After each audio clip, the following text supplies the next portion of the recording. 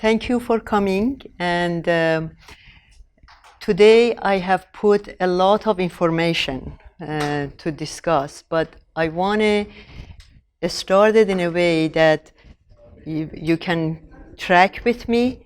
And please, if there is anything that you see, you have questions and you like a little bit more clarification, stop me and ask me.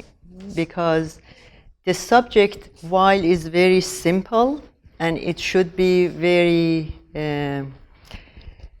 natural, something that it's really, that's the way the whole field of dentistry or medicine should be looking at the perspective, but because of different variations that we've been seeing and a lot of attention on different details that really takes the attention of the main points, it can be a little bit of a discussion to get to that. What I'm trying to say is it's very simple, and the way that I have put the presentation together is with that purpose, to deliver that simplicity to you.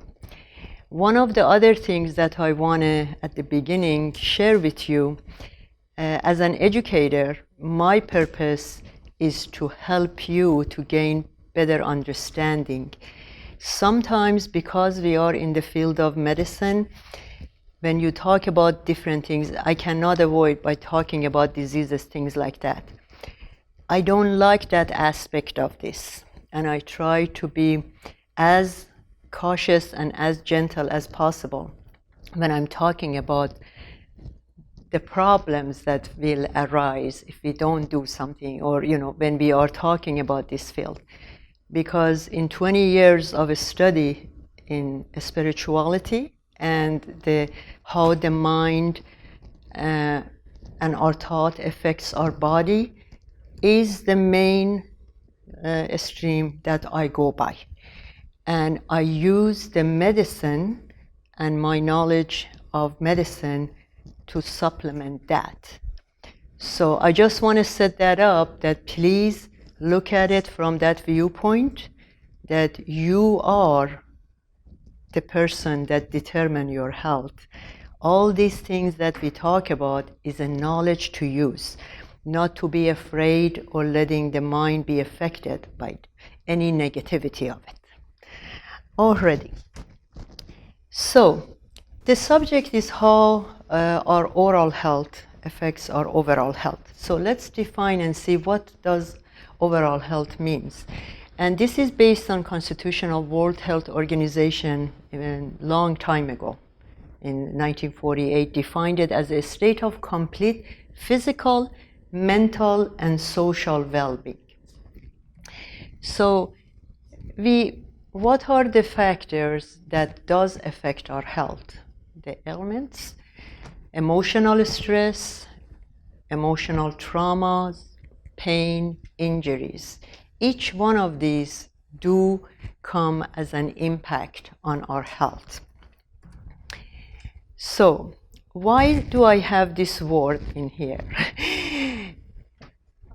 I'm starting the day with a basic information. We're talking about holistic dentistry. We're talking about holistic approach to dentistry.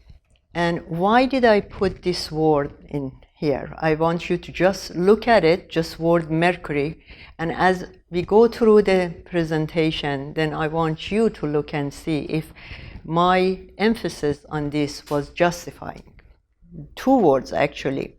Leslie in the flyer had put, come and find out about the silent killers.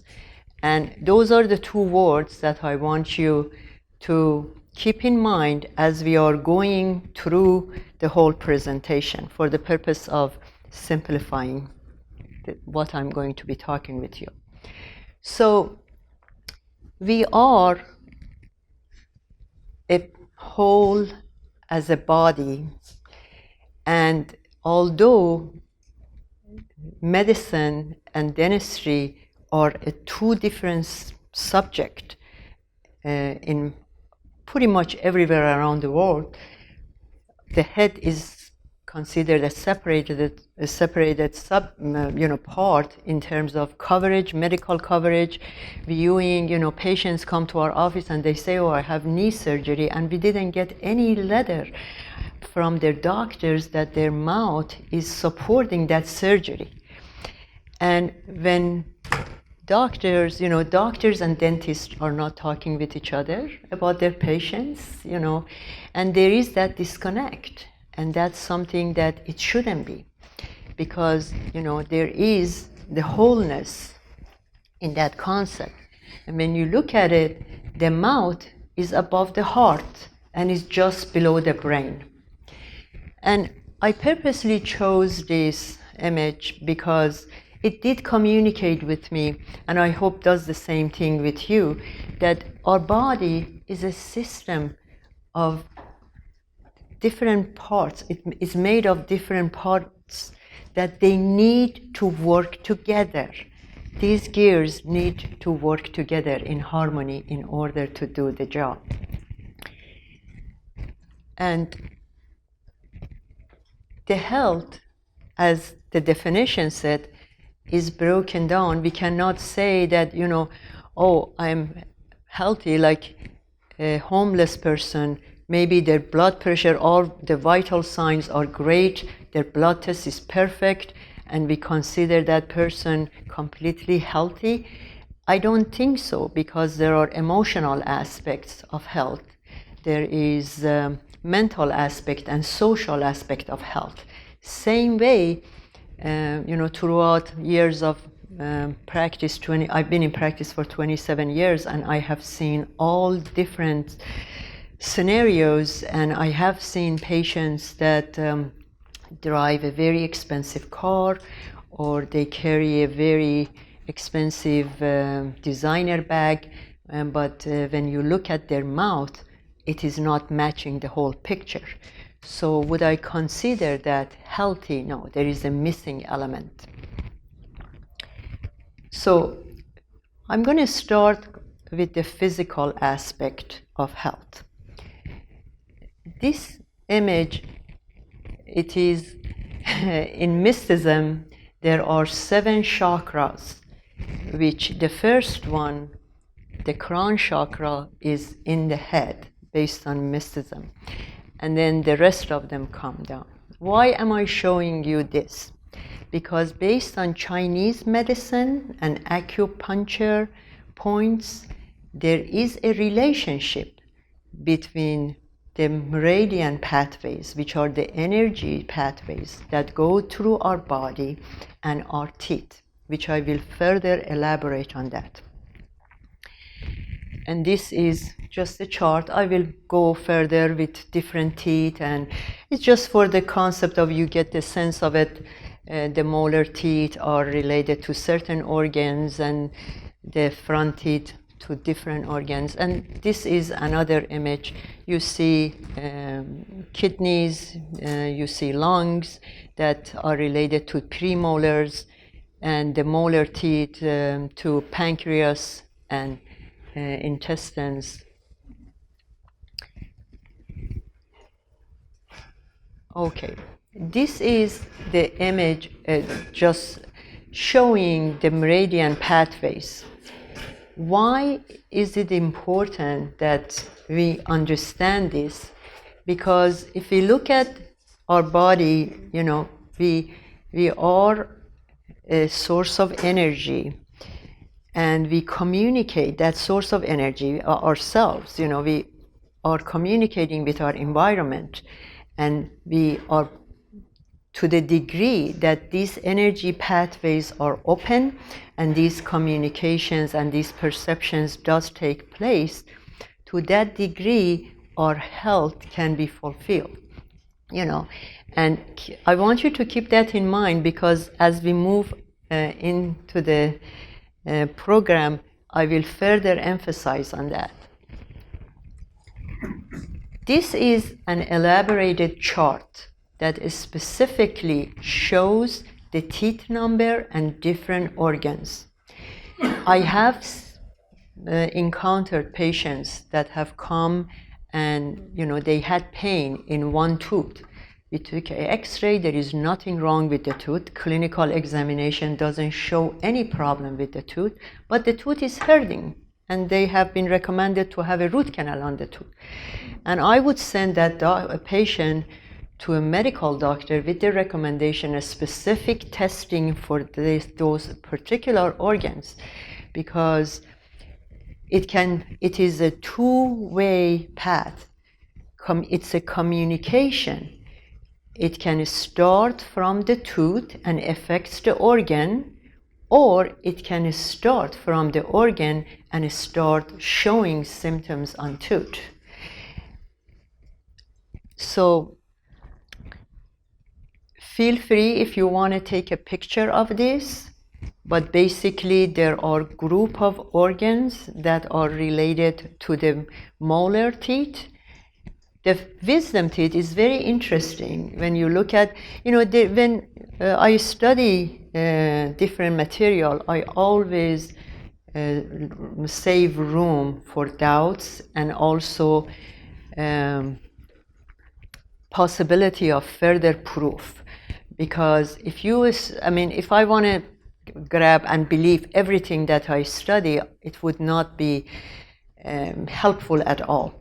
And as I studied the meridian pathways, I did put that filter of questioning and doubt. And I'm not saying that this is working 100% of the time.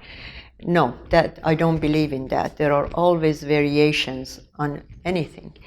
But there are legitimacies on when you look at this, because the molar teeth, we have 3 molars on each side. Tooth number 1, 2, 3, starting from the upper right and then going, which is first, second, and third molar, and then going to the other side to the left, and then bottom left and bottom right. So if you look at this, you see that the first molars are separated. They are connected to different organ than the second and third molar.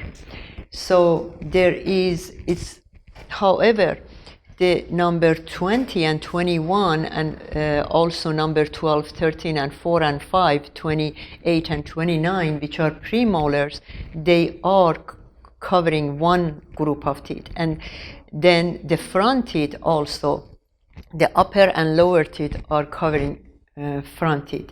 So there is wisdom in this. There is that art of creation. So the way that I would use this is use it as it makes sense. I would not do final decisions just based on one factor. I would look at other factors. Okay, so I want you to think about the second word that I showed you with the yellow background, which was infection. So, and here is how the introduction of the first silent killer. Thank you, Leslie. As you see, this is the biofilm. This is the biofilm. And what that is, it's a matrix that is made of our saliva. It contains proteins, and it acts as a safety net for bacteria to adhere to the tooth structure, use the food particle, and release toxins and create inflammation. And these inflammatory cells and proteins cause the deterioration of the bone. That is the process of inflammation. And I would be fine with it if it would be confined to just tooth, one tooth in a mouth. Unfortunately, that's not the case. As you see, this inflammatory process travels throughout the body, heart, liver, guts, and then in further images you can see that it goes beyond that, and it even passes to the fetus. So it is a very serious matter, yet very simple to solve it. This is another image that shows once it's in the gum, it's all over the body, is into the circulatory system, because our tooth or gum is not an isolated thing. You know, we have passed that time that the barbers would just, in their language, yank a tooth out and relieve the problem. You know, we are in a dynamic system. And this is another area that gets affected by the plaque and bacteria, the brain. There is a phenomena that happens, and I just want you to pay attention to this. There is another slide.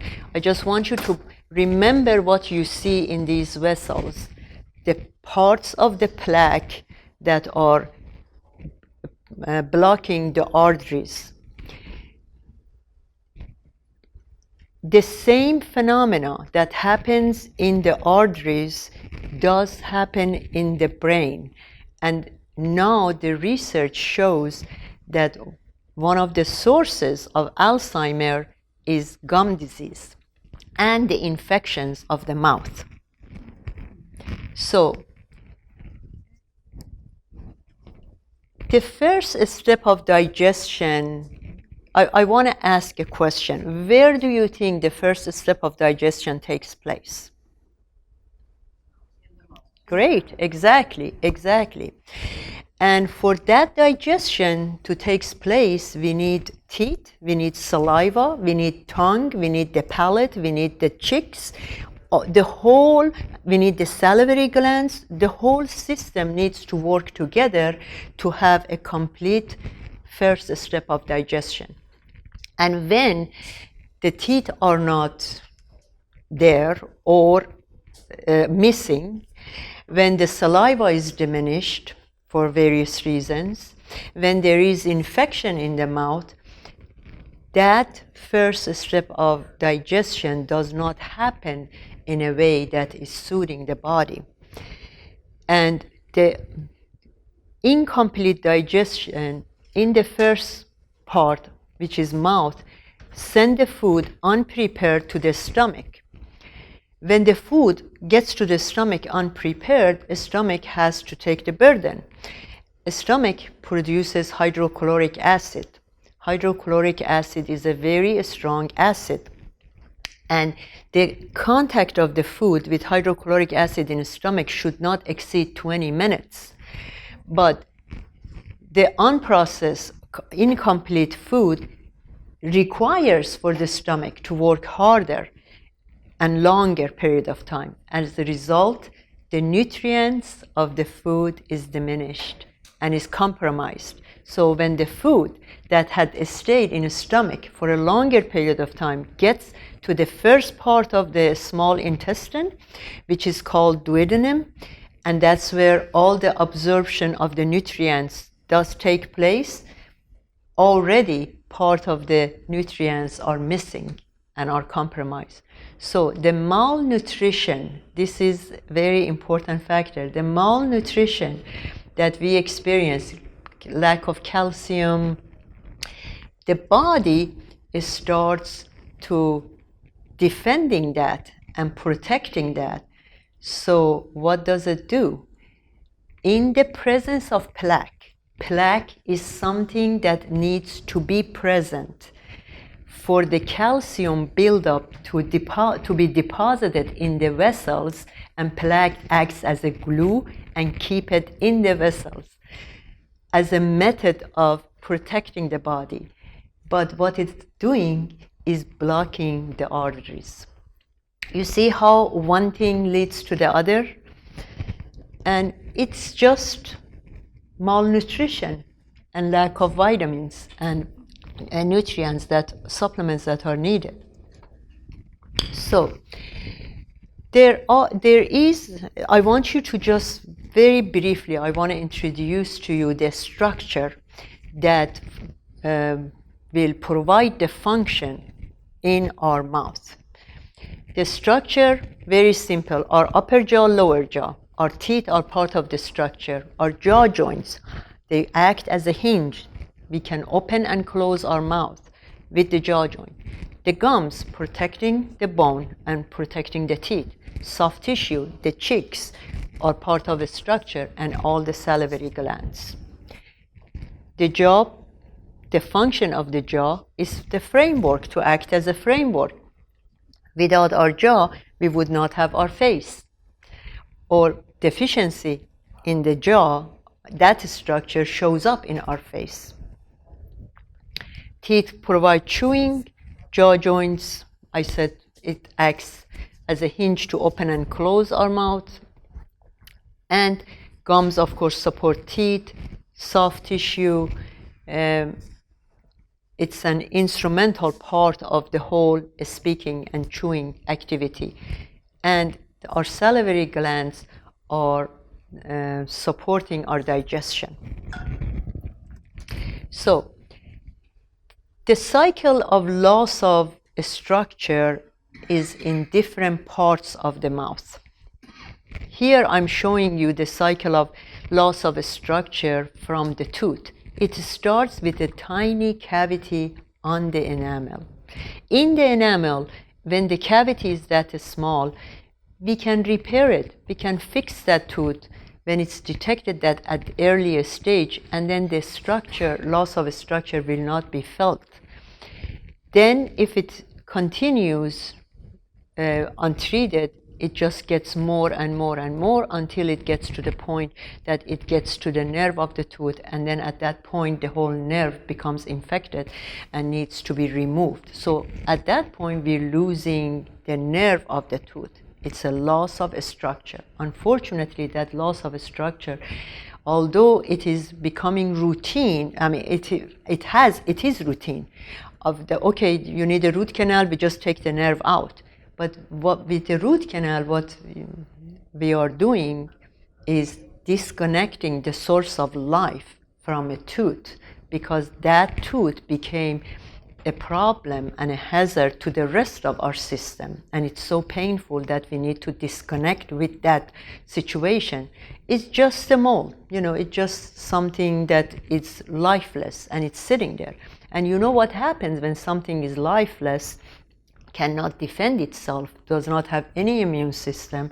It invites the bacteria, it invites the infection, it cannot defend itself. So wouldn't it be nice to handle it and take care of that little loss of structure when it's little? And then we're talking about loss of structure of gums. You see the puffy gums with plaque and bacteria, and that is this plaque that you're seeing in here, that is based on the biofilm. The biofilm is at the base of it and is covering it. And that is gingivitis, inflammation. And untreated would lead to periodontitis, which is the bone loss. Now we have lost two structure, gum and bone. And you see the teeth become longer, and it's heartbreaking for me when I see patients in this condition. They become basically crippled. They cannot drink anything cold or hot because the root structure is exposed, and root structure does not have the protection of the enamel, so it causes sensitivity. Their ability to chew diminishes, and it just imagine that if our nail is gone, how much of a protection the rest of the finger has. So it becomes a pretty severe situation. And although I have periodontists, which is the gum specialist in our office, I'm very determined and very aggressive on helping our patients without surgery, because I have seen patients that have gone through the surgery and they're not happy. And when they get to that point that surgery is the only option, I am sad by that fact. And that would be the next step and next gradient of loss of structure. You see how it starts? It starts very mild. It's just a matter of how far we let it go. So in this image, I want you to just see the comparison.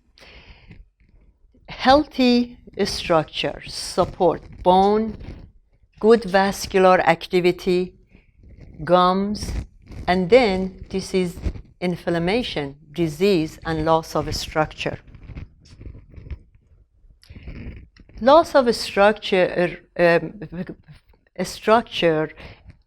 part of it can be loss of it losing something or something that goes out of alignment and leads to further problems. Misalignment of the teeth. You know, there was old days that age was a determining factor for orthodontic work. Thanks to aligners like Invisalign and Clear Correct, that you don't have to go through the pain and suffering of having brackets and, you know, those metal wires in your mouth, you can enjoy nice and healthy alignment and protecting the structure of your mouth, which are teeth, your teeth and your gums, by just wearing aligners. And honestly, to me, it doesn't matter how old is the patient. I had, when I was in Chicago, I wrote a specific program for senior dental care.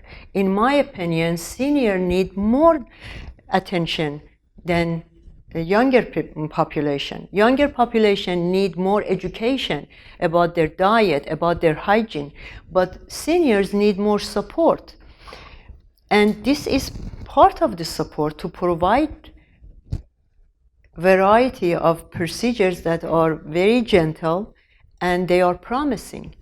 And you see the healthy gum that doesn't accumulate the food and bacteria. This is, you know, of course, the other part is being clean, but this is, there is truth in it, that when there is misalignment, it's harder to get to the area.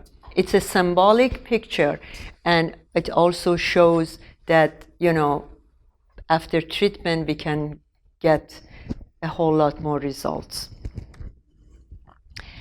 Yeah, this is just a whole structure of the our teeth, the jaw bones. These are the jaw bones, and you see that the lips are supported by the teeth. That's another subject that, you know, I have nothing against Botox or fillers or anything like that. I think it's something to be used for in the right place. However, or plastic surgery, that's something that I think, you know, if someone chooses to go that route, that's great. But I would first check the jaw and the alignment of the teeth before going and pulling the skin and, you know, cutting the muscles to shrink it.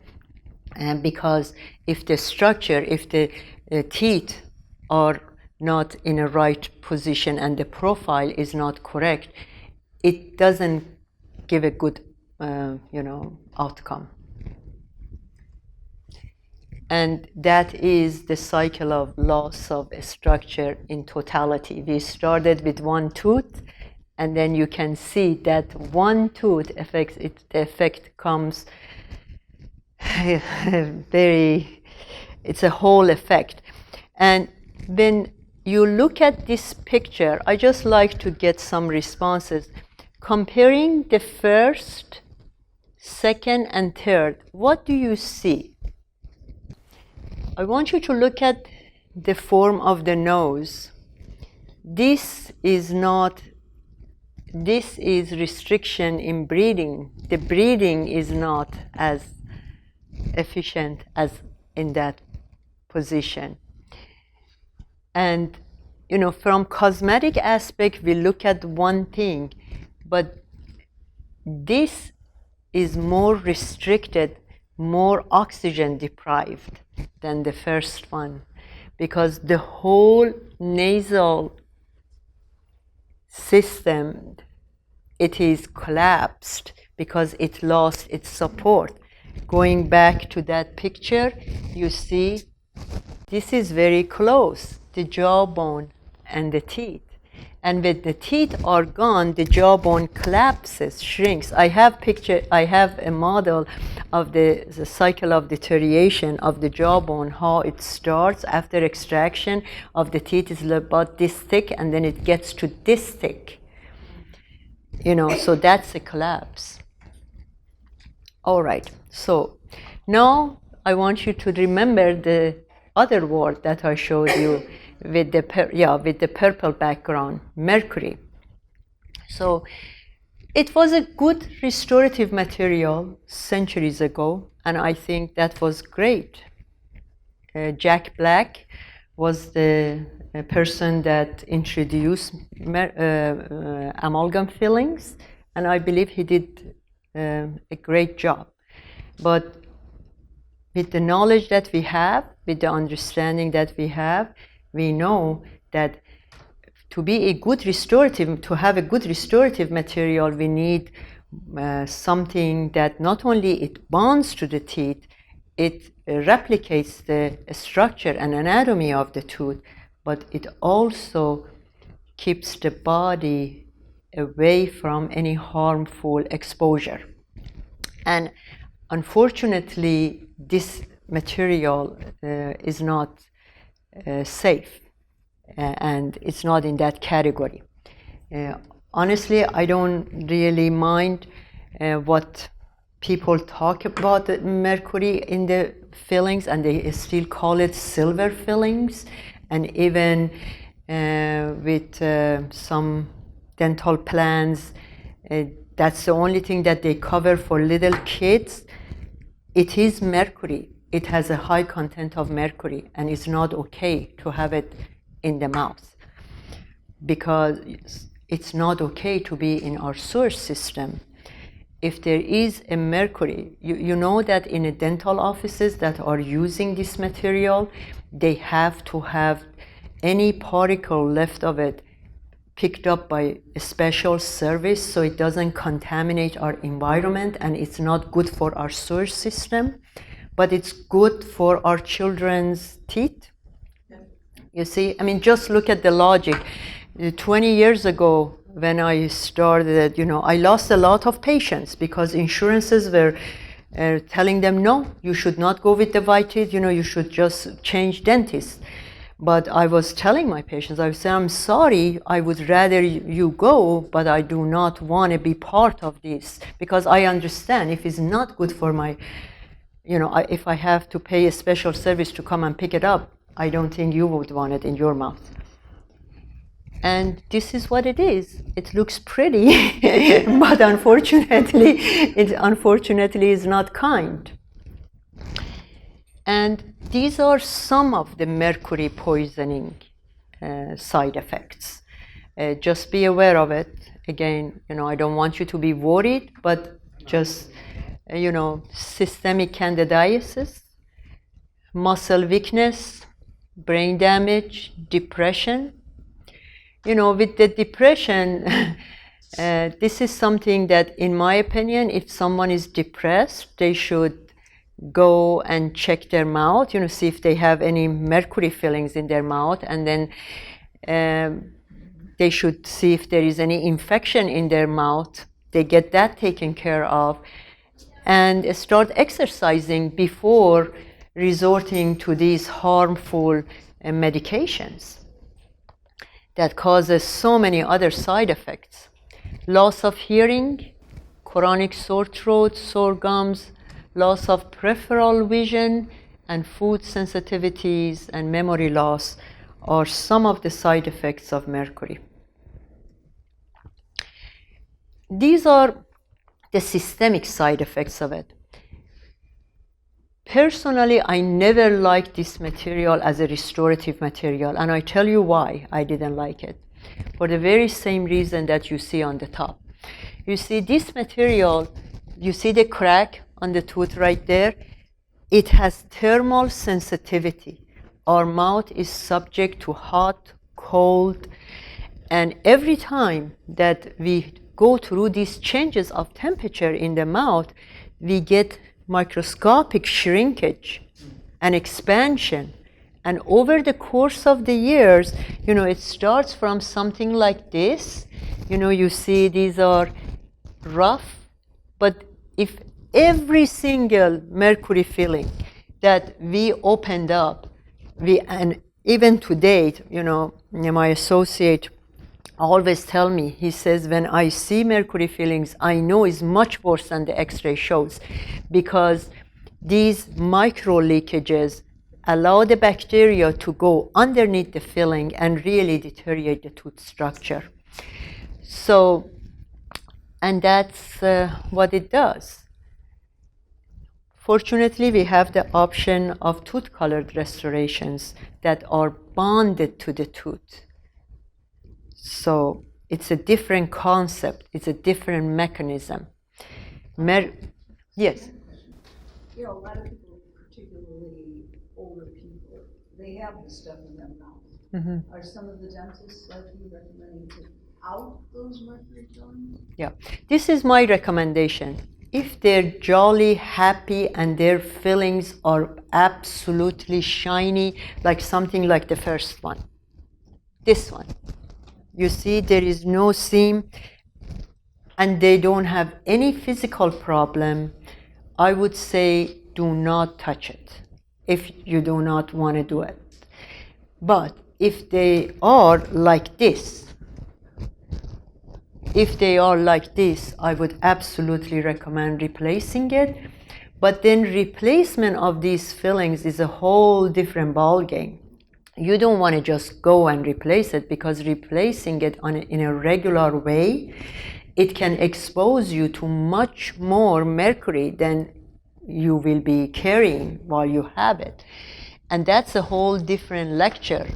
But I just give you a little bit of a few tips. The tooth need to be completely isolated with what is called a rubber dam, so there is no tissue exposure. And we isolate the tooth. We use high-speed evacuation, and it is much better for the patient to breathe on oxygen while this is removed, so there is not the hazard of it. And some patients are open to our recommendation of taking certain supplements for a period of time before and after, and I have a few juices, recipes for removal of the heavy metals that people can use to get rid of it. Yes? Would you be able to take the amalgam out? Yeah, we can. Yeah, we can remove them. Yeah, we do it all the time. We do it every day. Yeah, do most insurance plans pay for that sort of thing? Like Delta Dental? Yeah. Yeah. They do pay for the removal of the amalgam in a conventional way, like just remove the way that I say I would never recommend it, because for them, a filling is a filling. They don't consider it that all the extra effort that needs to be put in isolation, the oxygen, the time that the doctor needs to spend with the patient to put them, to educate them about what they have to do and what they shouldn't do and all of that. So they do pay for the filling, but the adjunct services they don't cover. I'm not an insurance expert, and honestly, I never tend to be, because there are two different purposes. When you are dealing, if you want to be the type of doctor that you look at the insurance benefit and see what insurance covers and then do that for the patient, I found that is not something that would make me happy and feel comfortable, because I wouldn't be receiving that type of care. So in 27 years of my practice, I never went with that. We honor all the insurances, we accept the assignments, we even do it for our patients, and we accept that, like let's say somebody has $1,000 benefit and they need $3,000 worth of work, we accept that $1,000, we submit it to the insurance and all of that. But when we are doing our treatment plans and we are doing it's related to the care of our patients, insurance is the last thing that we think of. At the end, when it comes to the end, then insurance is something that the patient is a method of payment for the service. Um, yeah, I don't want to deviate going into what insurances cover or what insurances don't cover, because honestly, it is something that has nothing to do with the patient's health. This is another subject. Base metal is what they cover. And what is base metal? Bunch of alloys, nickel and bunch of alloys that can cause allergic reaction. And also, when the metals are rough and they are low quality, the adaptability, their grain is not in a fine degree that can be adapted to around the gum, around the margin of the tooth, and makes it a bad restoration. The seal is not going to be as good.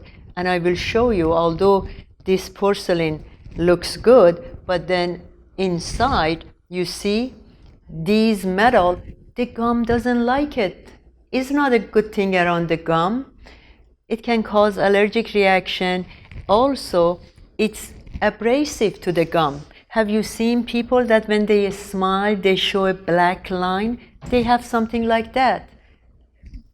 And another thing that I want you to pay attention to, you see that this is the glue. These metal crowns are glued on. It's called the cement, dental cement. Guess what happens? This cement is not bonded to the tooth structure. So as a result, leakages happen. Bacteria get underneath the crown and cause major problem, and that is focal infection. Again, going back to the infection, that's another source of infection. So what do? We do this. Isn't it beautiful? These are all ceramic, and they do bond. It's ceramic, high quality ceramic, and they do bond to the tooth structure. They are blocks of ceramic that are milled once. They are milled. They are not layers of porcelain. It's a different technique. Okay, so why am I showing you this? This is laser. Laser is a wonderful technology if it's used properly. Even if it's used halfway properly, still it's a very good technique. I love the usage of laser for approaching the patient protection from infection.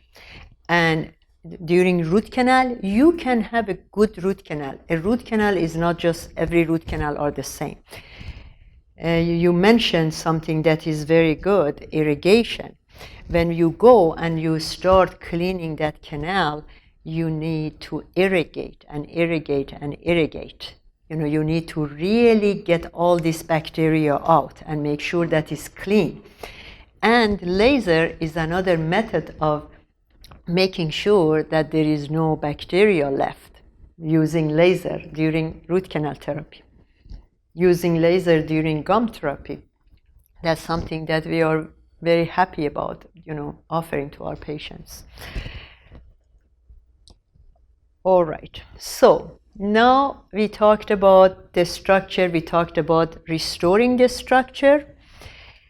And if you remember, part of the a component of the health that would be affected by was pain. And going to the dentist is not the most comfortable feeling for a lot of people, and I totally agree with that.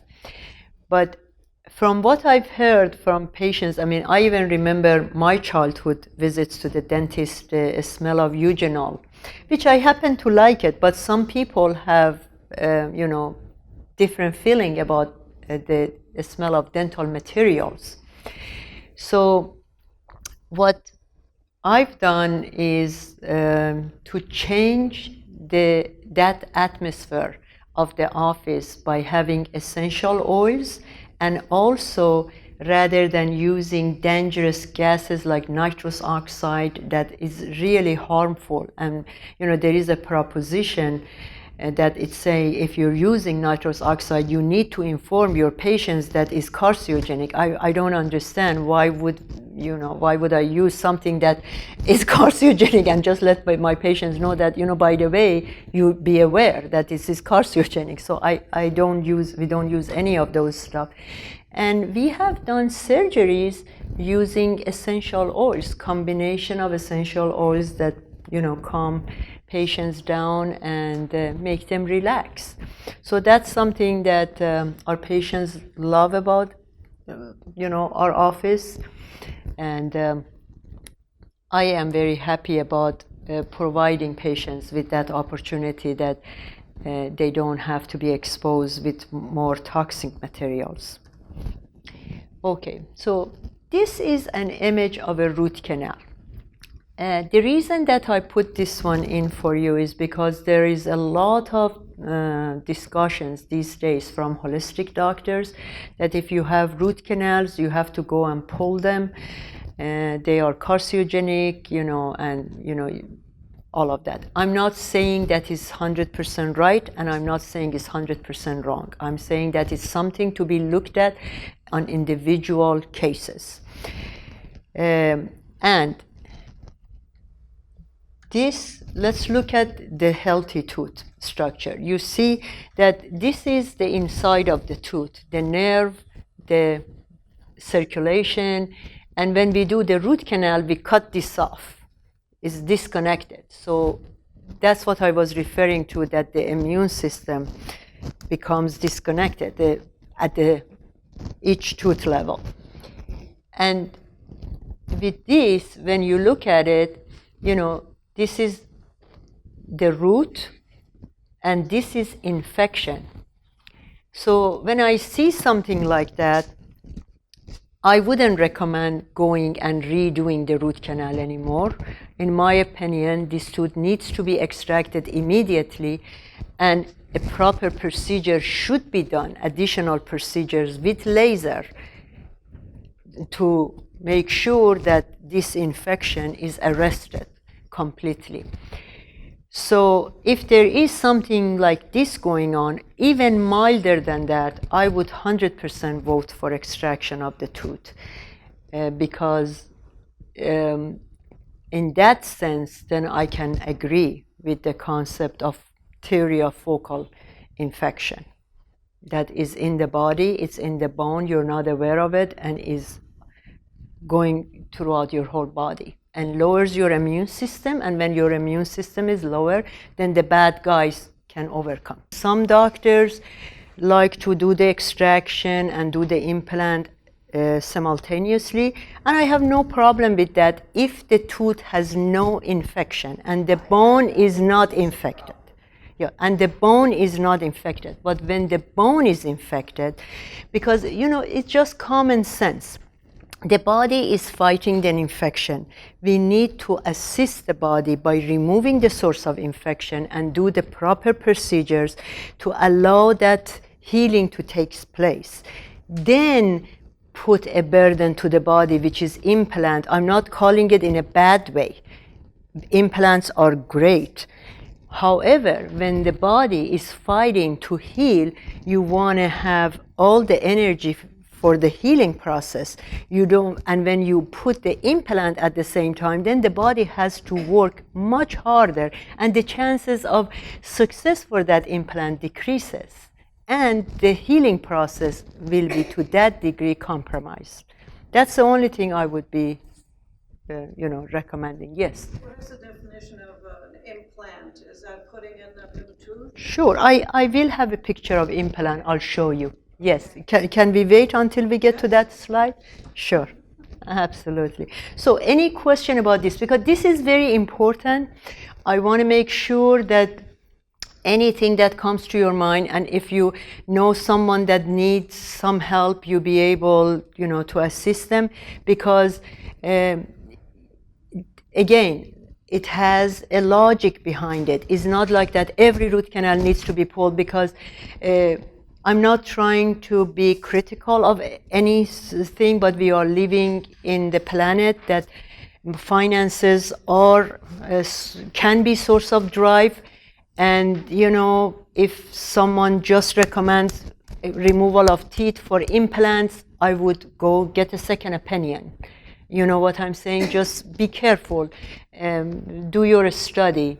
As I said, it depends on the body's immune system, and also the way the oral hygiene has a lot to do with it, because here, this is not an isolated issue, part.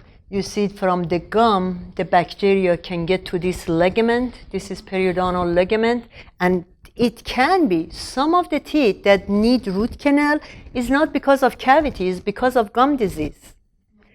The infection from the gum has infected the root at the apex, which is this, at the end of the tooth, and now the tooth needs root canal. Okay. So, ending the physical aspect of the health, I love this movie, Eat, Pray, Love. You know, we need to eat. You know, eating is a good thing. And when we are satisfied and, you know, we don't have that problem, then the other aspects can fall into it. All right. So let's look at the spiritual aspect. I love Julia Roberts' smile. I think she has the most beautiful smile. And in her movie, Eat, Pray, Love, there was a part that, I don't know if you guys watched it, but she went to Mali to this guy that didn't have teeth. He had a couple of teeth, and they were filled with plaque. But she needed his wisdom. So, you know, wisdom is something that is always helpful, even if your smile is astonishing and you're Julia Roberts. All right. What would be the price of being able to enjoy life in its full capacity, you know, enjoying nature, having good time with family, not worrying about, you know, teeth coming out of the mouth or, you know, having problems. Honestly, these are all things that it does matter. And then the emotional aspect. You know, I've seen people that get their teeth whitened and then they're smiling more, you know. I've seen it every time that patients that needed a lot of work done and their mouth was infected, you know, they had gum disease, they get their work done and their emotional state changes. Now they go to gym and now they are brighter. And this is hope, because these are dentures sitting on the top of implant. You see, these are just like natural teeth and functions like natural teeth. This is the concept I was telling you about with aligners. You know, seniors, I think it's a great product. The aligners are great. And then the mental and social. You know, I think if I have a choice to go to lunch, I would go to lunch with her. I would not have much of an interest on have a company. You know, not that I'm mean or anything, but that's true, isn't it? I mean, social interaction, you know, teeth are so important. And look at, I mean, by looking at this, don't you see a change in the age? I mean, it really does take years of your face, years of age. Okay, to answer your question, this is dental implant. You see, these are the root of the tooth. This is the bone structure. This is the root. This is the gum. And this is the implant that replaces the root. The root is out, and then basically is a titanium screw that is placed in the bone. And then later, once that titanium component is completely integrated with the bone, then the two other parts, one is underneath the crown, you know, a top part is placed, and which is called an abutment, and then a crown is on top of it. Okay? So, this, what do you see in these two pictures? It looks like the gum is swollen between those two major front teeth. Absolutely. Yeah. Spacing, you're right, absolutely. Yes, yes, yes, Exposed roots. yes, absolutely. Good, great. So it's a great group. So you see that this condition can be improved in many ways. You see the stippling of the gum. This is really the ultimate health of the gum. When there is no inflammation and the gum tissue is very firm. Yeah. Okay. So these are personal preferences. You know, it all depends on maybe someone likes this look better than that. Maybe to someone that look is not as appealing. But in terms of function, this sharp tooth hitting the lip chronically is not a good idea because it's a chronic injury. And when the body is subject to chronic injury, it starts to go hayway. So that is something that I wanted to show, that some just looking at from the perspective of how it's affecting the rest of the system. Another example, cavities in these two teeth because of the misalignment of the teeth. So loss of a structure because of misalignment. Aligned teeth looking good. And in these before and after pictures, I want you to also not only pay attention to the teeth, also pay attention to the eyes and see how the eyes, yes, exactly. Yeah. The whole body, the whole face structure. Exactly. What happened? It's a full mouth. It's a full mouth crown. There's a crown. Full mouth crowns, yes. And Yeah. how does that sterilize? Because of all the structure, the neuromuscular structure of the face is affected by the alignment and by the size of the teeth, because she had to work much harder to grind her food in this level of bite. But when the bite is to the correct length, then the body, that tension is off the muscles, and then what you see in here is a relaxation of the muscles, and then is not down.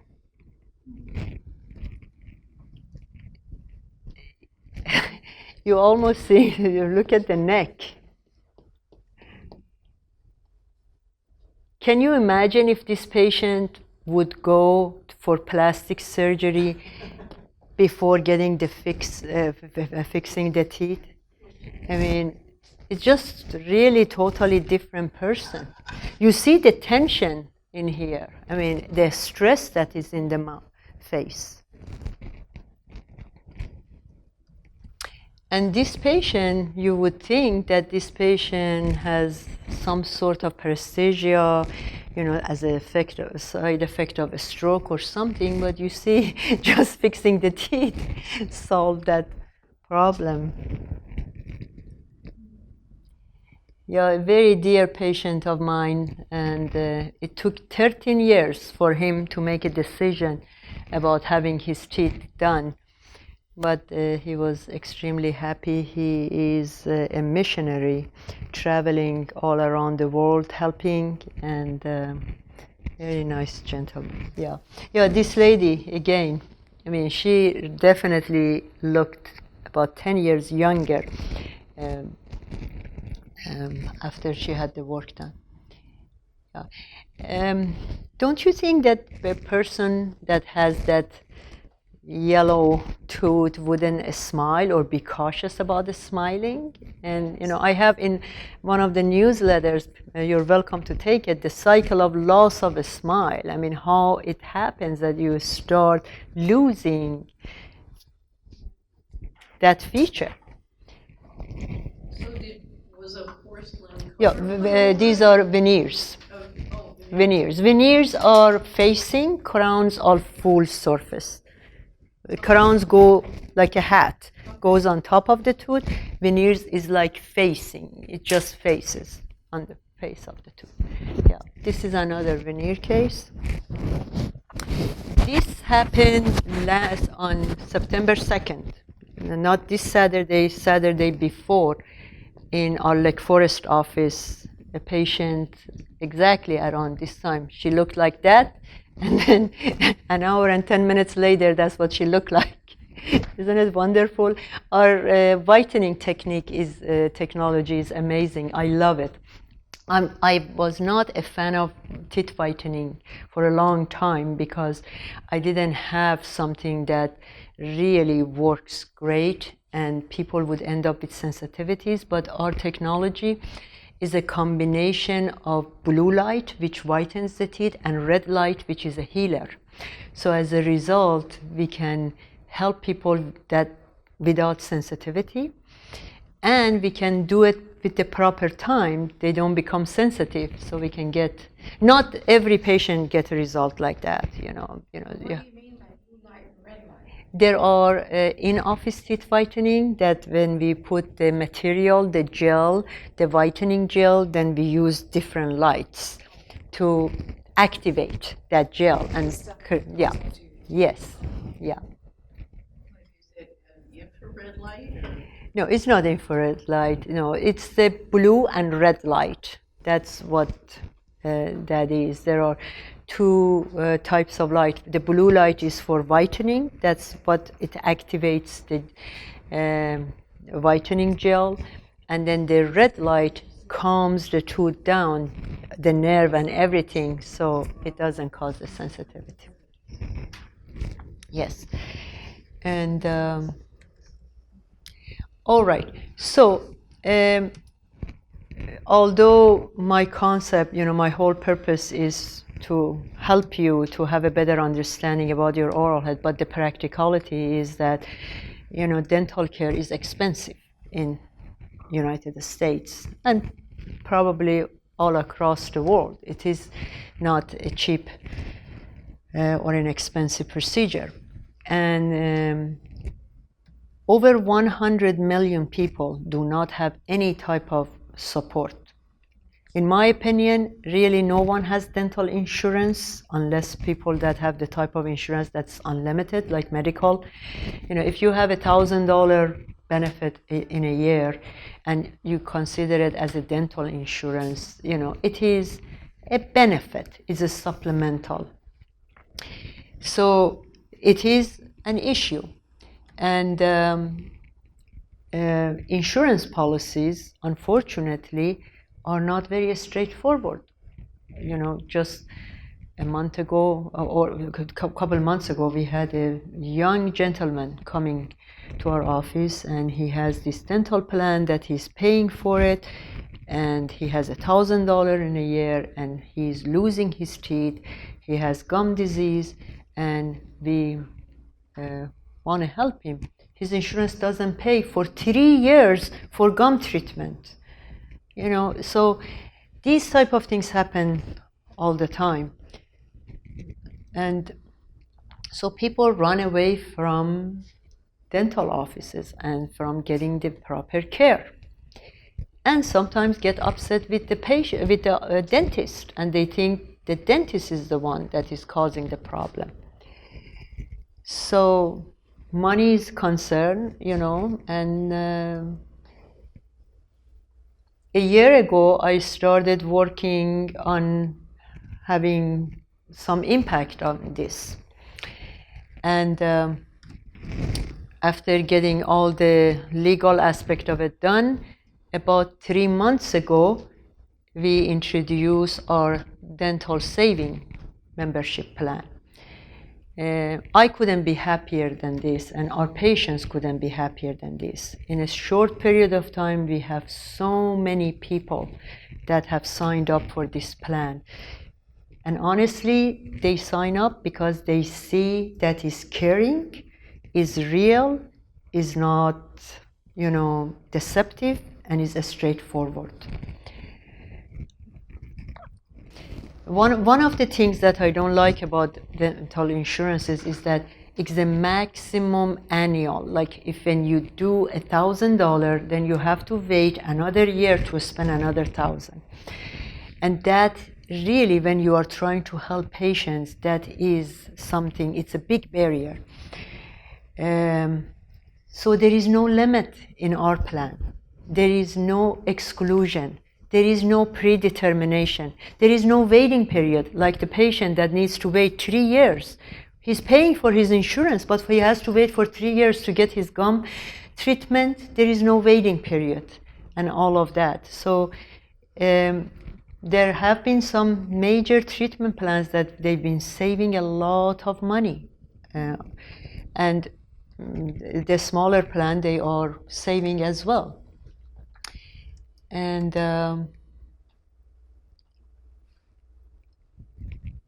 this is my view of dentistry. It's really a combination of art and science, and it is for us to help us stay healthier and looking good. I talked about aromatherapy. This is something that we do, and I want to end with 2 words. Just infection and mercury, these are the 2 silent killers, and it's good to be aware of it. And our mission at Lifetime Dental is to provide comprehensive dental care to all of our patients so they don't need any future dental work. Redone.